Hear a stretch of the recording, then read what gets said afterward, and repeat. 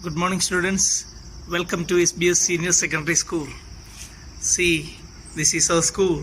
This is the garden you had been playing, and this is the verandas you had been running and you had been playing.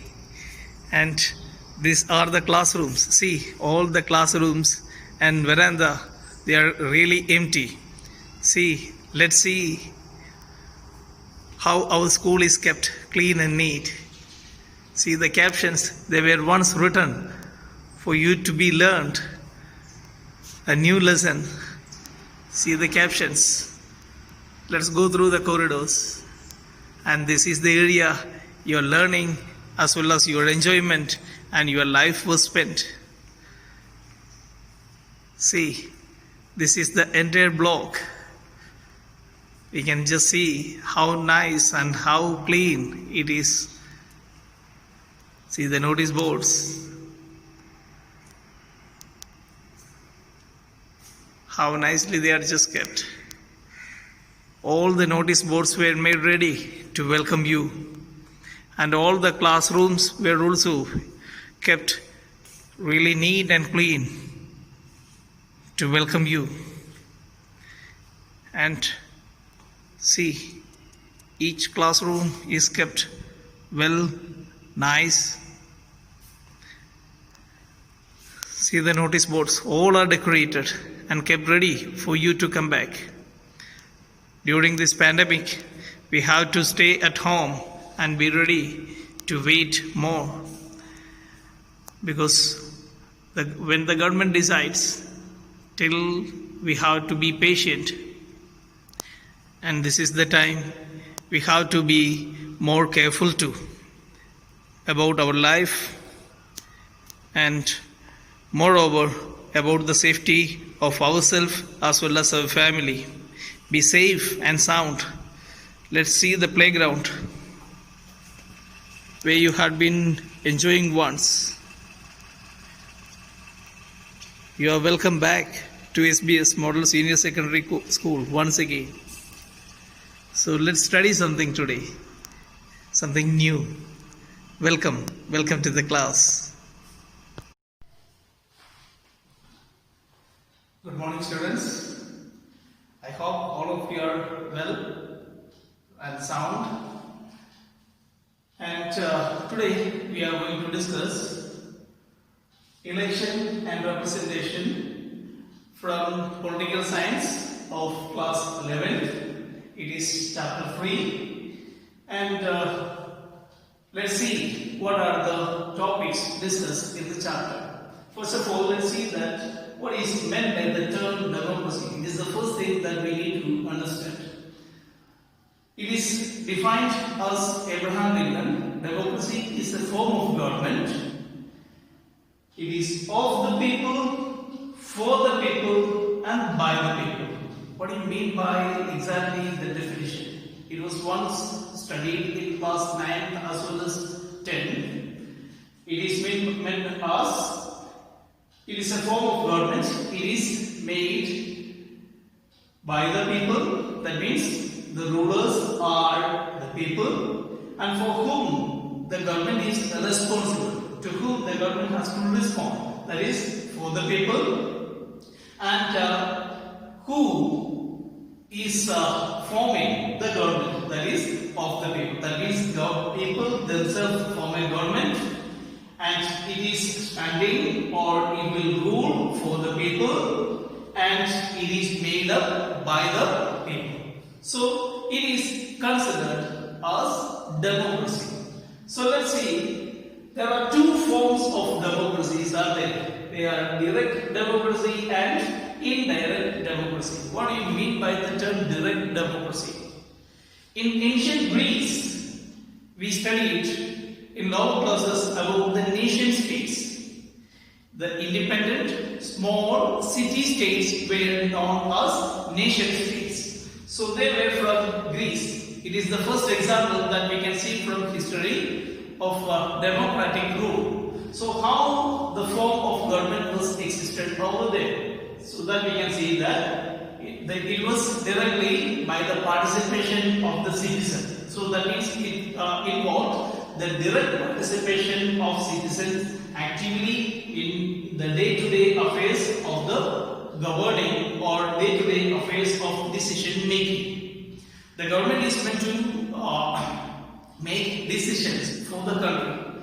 So in the day-to-day decision making, citizens were actively participating in nation states like, let's example is Greece.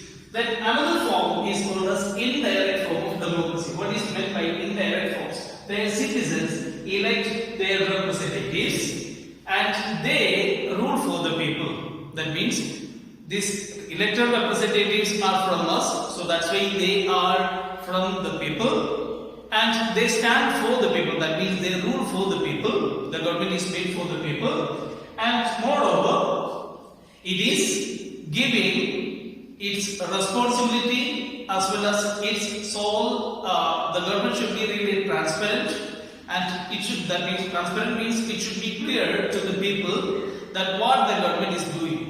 When a decision is taken, what the decision has been taken, why the decision has been taken, for whom the decision has been taken. It is to be made clear. So this is done clearly in indirect democracy. So that's why most of the countries in the world are opting for the second form, indirect democracy. There is another issue with direct democracy. That means it may be transparent or not, but at the same time, it cannot be taken for a country like India, because our population is really huge. We cannot take all the people, we cannot make all the people involved in the direct or indirect participation of the government. So that's why it will be a liability, it will be a trouble for the country like India. So there we opt for the second option, that is indirect democracy. Now, in indirect democracy, there is a process that we call as election. To elect the representatives. Selection means, suppose in your classroom, the class teacher wants to appoint someone as the class leader or class monitor, class prefect. So there, the teacher can take the decision directly. So because the number of the students in a classroom is limited. So, but in the case of the country like India, the number is really vast. So we cannot select a particular person to be our representative. Then we go for a process that we call as election. So what is exactly election? So when we take the case of election, we can see that certain questions are there in our mind to answer. So whether all these elections are democratic, the answer is a big no. Take the instance of China. It is not a democratic country, even though their elections happen, but at the same time that election is not considered as democratic, it is non-democratic. That means there are two kinds of elections can be. That is, one is democratic and another is non-democratic. Take the case of India. In India, we people elect our representatives, and that's why we can call it as a direct democratic election.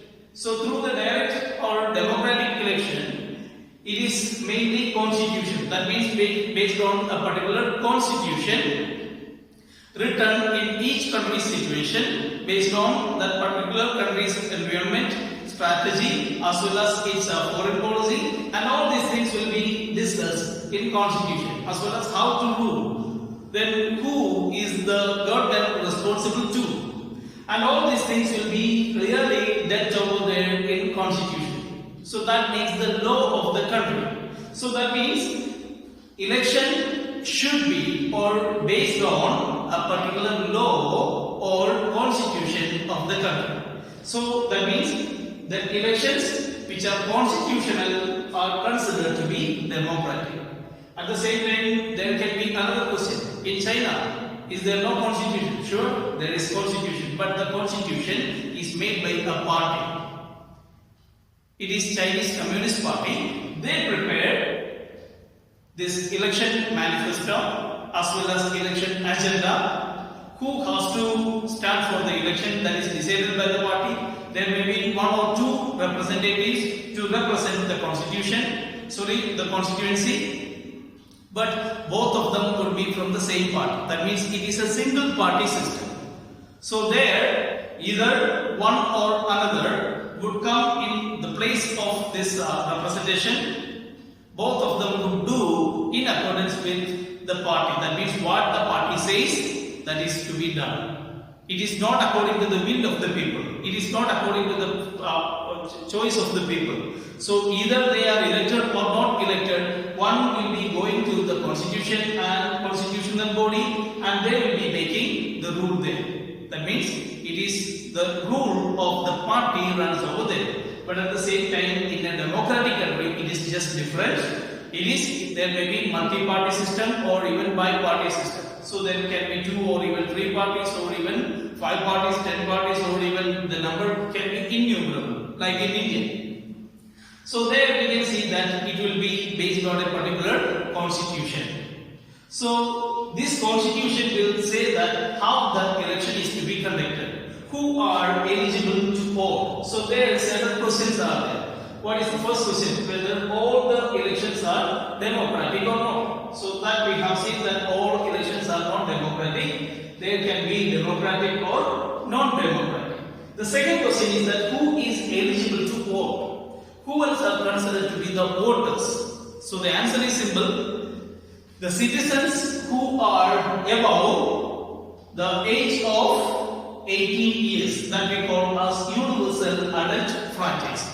The age of voting is made limited as 18 years or above. So those who are 18 years or above, irrespective of their caste is not an issue when they come to vote, or what is the creed they belong to, what is the color their body has, then or what the sex or what the gender they are belong to, or whether they have property or not, whether they have education or not. All these things are really irrelevant. They are not prime thing, or they are not important thing to be considered. So irrespective of their caste, creed, color, sex, property, education and community, or even stage, they are allowed to vote to elect their representative. That system we call as universal adult franchise. Okay.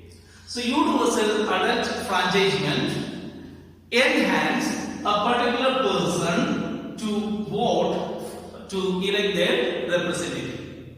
So that means those who is eligible. There the answer is clear. Those who are above 18 years. Then who will supervise?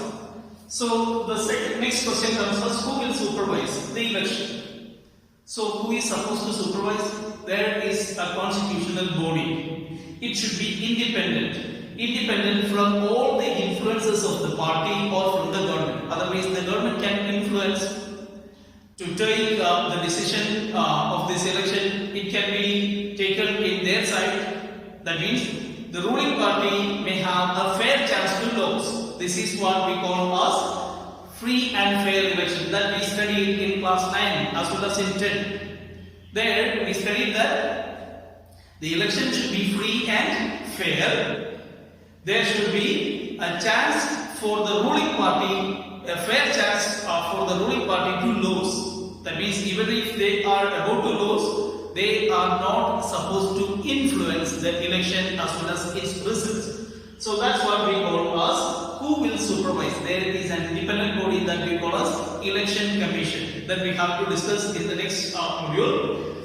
So who will supervise? That is election commission. The next one, how do we select? How can we select a particular candidate?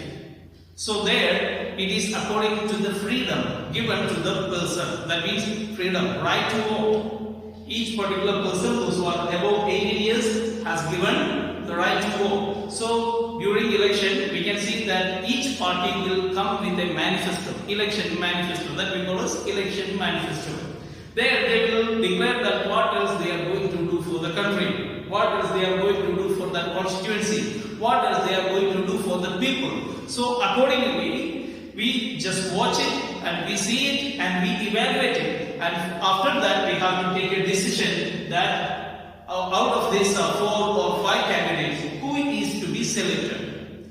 And when the selection is done, finally we will go for election, and during election we select a particular person, and who gets the maximum votes or highest number of votes will be declared as elected, and he is representing, or he or she is going to represent the constituency. Then who counts the votes? The answer goes again back to the same question, the same agency, that is Election Commission. Election Commission appoints some of its officials.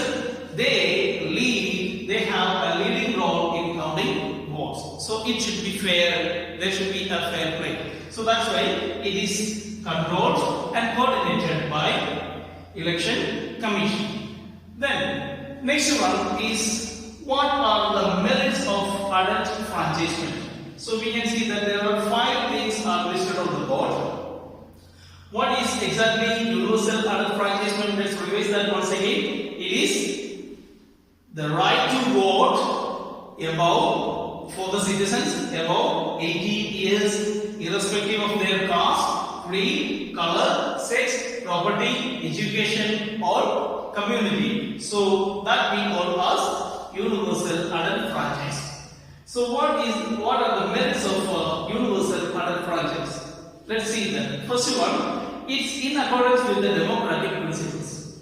So you studied about the principles, directive principles of democracy in class 9. So there we can see that we studied that all the elections conducted in the country, or all that things done in the country or by the government, is based on the directive principle. That means it gives the government how to move or how a particular agency should function in a democracy.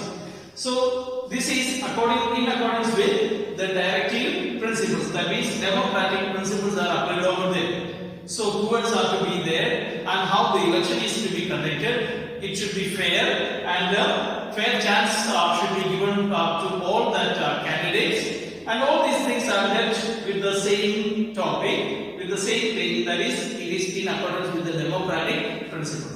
Then next one, it helps in creating national unity. How election could be helping in national unity, irrespective of caste, creed, religion, their states, community, then all people have given the right to vote, universal adult franchisement. But there is only one condition, they should be above 18 years. So when they would be doing or participating in the process of election, by the time they are making or they are becoming the part of the country by unified by a single process that we call as election. So when all these representatives would be coming together in Rajya Sabha as well as in Lok Sabha, they take the decision for the country, and that is done going in hand with the national unity. And the third one, it provides political education and training. So people are made aware of certain policies and certain things that are about to be done by the parties.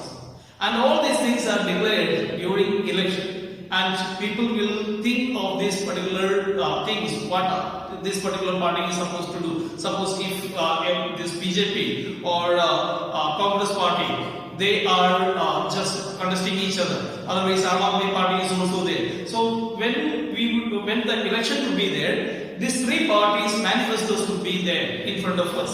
So they will tell that what they are going to do or what they are supposed to do if they are elected. So in that, by the time we take a decision that okay, this party is making this thing, and this party is going or doing in favor of people, and this party is going to function like this. So we receive all this perspective in our mind, and we keep all these things in our mind, and by the time we go for election and we vote to the particular person whom we like.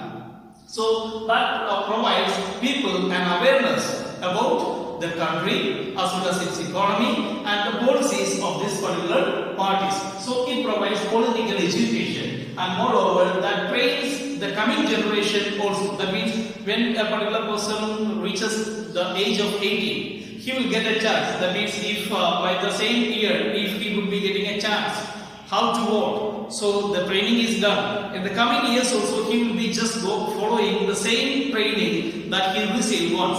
So it is based on the political education and training. And fourth one, it creates self-respect.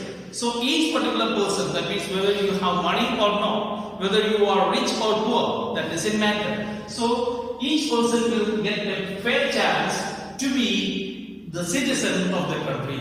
So we studied about French Revolution in class 9. There, the first time when voting was given, it was based on the property of the people. That means those who were able to pay 1/3 of the total tax, they were able to vote, or they were given the chance of voting. So, but in India, we can see that property is not a matter at all. Whether you have a house or not, whether you have a car or not, whether you have a big bungalow or not, whether you are poor or rich, it doesn't matter.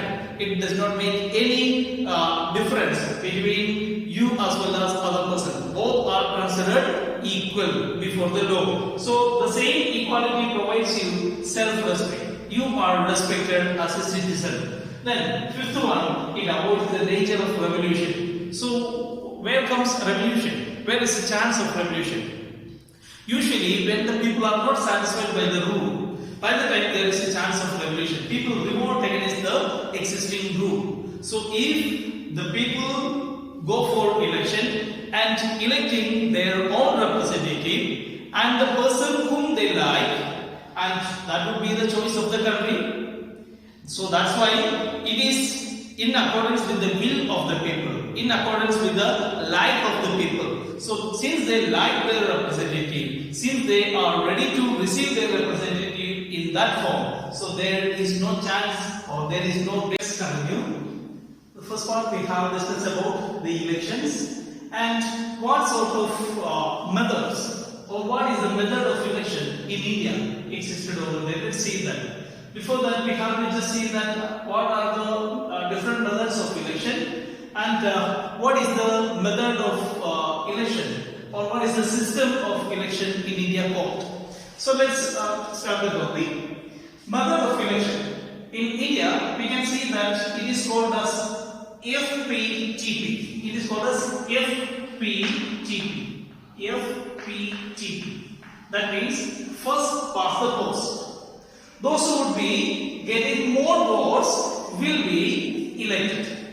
Suppose there are 4 members or 4 candidates would be contesting in election. Suppose number one got 60% of vote, 60 votes or 1 vote more than the other candidates, he will be declared as elected.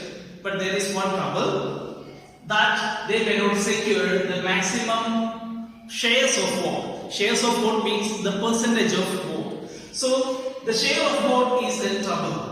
That is an issue. So let's take one example. In 1984 election, Congress party had won the election, and by the time they got 48% of the vote share of the people. That means suppose there are 75%, there are 75% of the people of the country have voted, but out of that 48% had been given to the party, and the party won 415 seats out of 543 seats.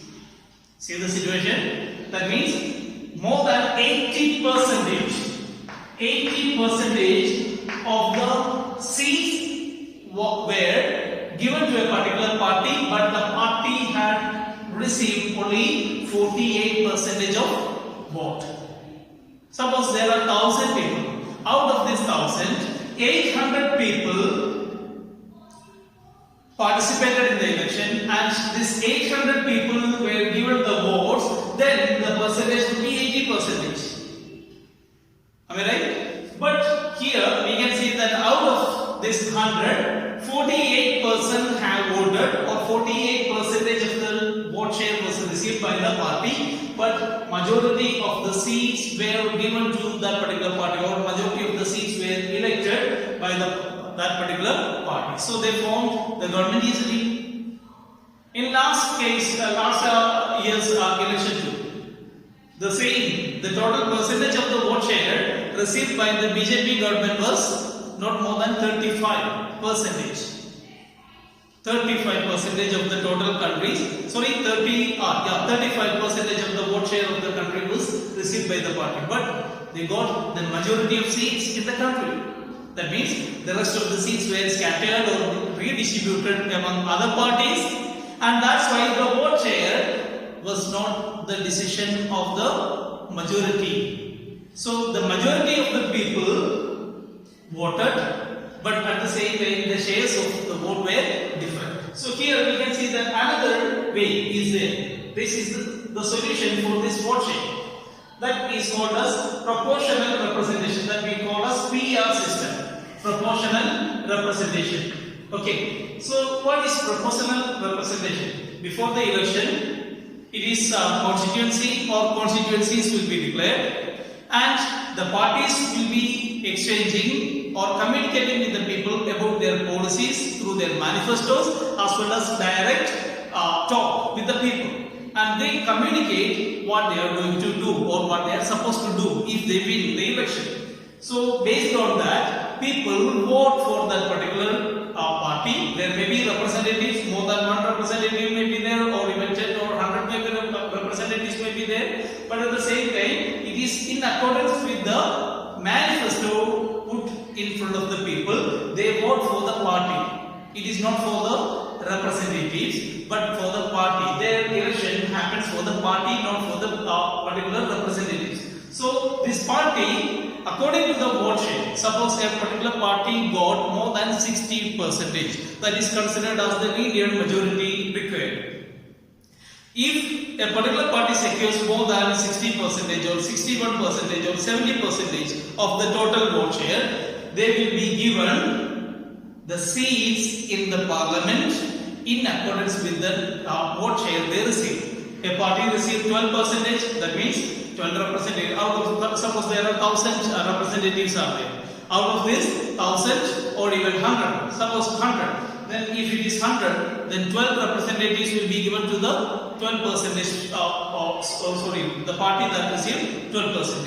If a particular party received 40%, that particular party will be given 40 seats. So that means their vote share is equal with the seats. That means seats are equal with the vote share. Okay, this system we call as proportional representation. The first one is first past the post, that is the Indian system. There we can see that those who would be able to cross the limit, suppose the majority, if at least one vote is more than the other representative or representatives, that particular person is declared as elected. That system we call as first past the post. So this system is nicknamed with another term also. This system, this kind of system of election is called as plurality system. So that means those who would be getting, or the other term is also used over there, majoritarian system. So those who would be getting maximum majority or majority votes, it is not the vote share, majority votes are considered to be elected. So this system is called as plurality system, otherwise first past the post system. Then when we take the case of proportional representation, there are two kinds of proportional representations are there. One is example with Israel as well as Netherlands. There we can see that only one constituency is there. That means the entire country is divided as a single constituency. There may be more than 100 representatives. These 100 representatives are taken from the various parties, and they will be conducting election, and which particular party receives more representation or more vote share, accordingly this particular people, that means out of this particular people, those who got the highest vote share, they will be declared as elected to the constituency. So elected from the constituency, and they are elected to the parliament, and they go to the parliament. The second system is existed in Argentina as well as Portugal. There we can see there will be many constituencies. That means like in India, we can see that the country is divided into many constituencies, and there will be more representatives from a single party will be there. That means maybe there can be 2 or 3 representatives in each constituency will be supported by the party. So which one of these two will be receiving more votes will be going to the parliament, and which particular party, then total vote share is calculated for the party. Suppose 2 persons are from a party, and there are 2 parties, from one party there are 2 representatives each. In that case, from party A, it received one of the representative received total 40% of the vote share, and another person received 20% of the vote share. And party B received that one person received 30% of the vote share, and another one person received 10% of the vote share.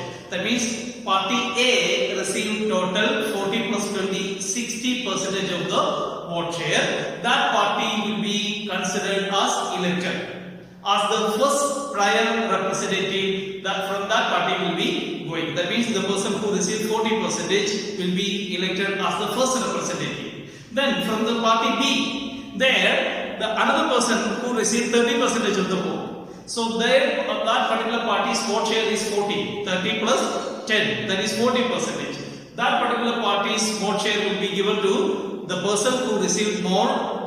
That means from party B, this person who received 30% will be declared as elected. That means from single constituency there are 2 representatives. So both of them will be fighting for the constituency. Both of them will be doing something better for the constituency. So this system is practiced in Argentina as well as Portugal. This type of system is called as proportional representation. Let's see that what is the difference between, or what are the main features of FPTP as well as PR system. When we take the case of FPTP system or first past the post system, there the area will be really small. That means small constituencies will be formed over there like India, and the constituencies will be smaller. The second case we can see that constituencies can be larger. A single particular country could be divided into constituencies, directly constituencies, not like states, but they will be directly divided into major constituencies and they conduct the election. So the constituencies will be larger in PR system. In FPTP system, constituencies will be smaller. Second one representative will be elected from FPTP system. So that we know that in India there is only one representative will be declared as elected. But in PR system it is more representatives will be elected. Then third one, then vote for the candidate. Usually in India we vote for a candidate, not for the party. But in PR system it is just different.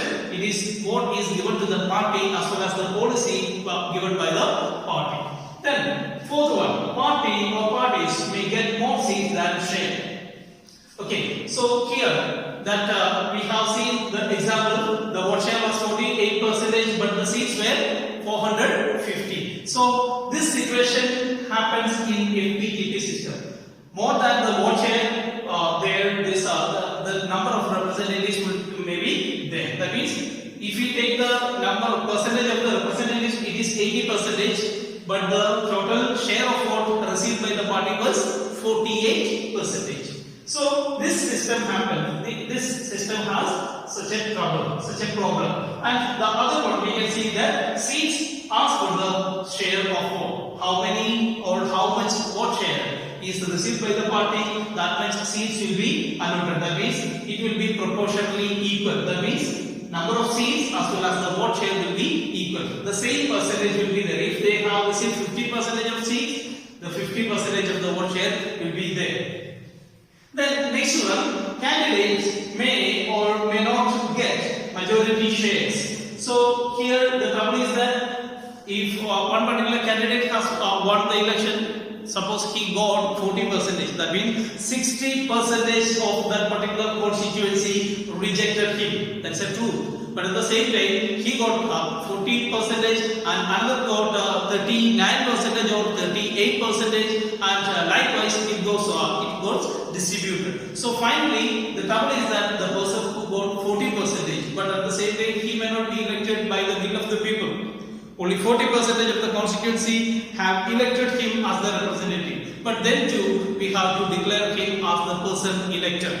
So this is the issue with the FPTP system. So that may not be equivalent with the majority share of votes. Then, but at the same time, in the other system, there we can see that majority share candidates are elected. So those candidates who will be getting the majority share of votes will be declared as elected. So that means their seats are proportional with the share of vote. So FPTP system, best examples we can see that UK as well as India. England and India are the best example. In VR, we can see that Israel, Netherlands, Argentina, Portugal are considered to be the best example. So here we stop for today. Let's continue the videos in the next module, and by the time, be seated at home and be safe and sound. May God bless you.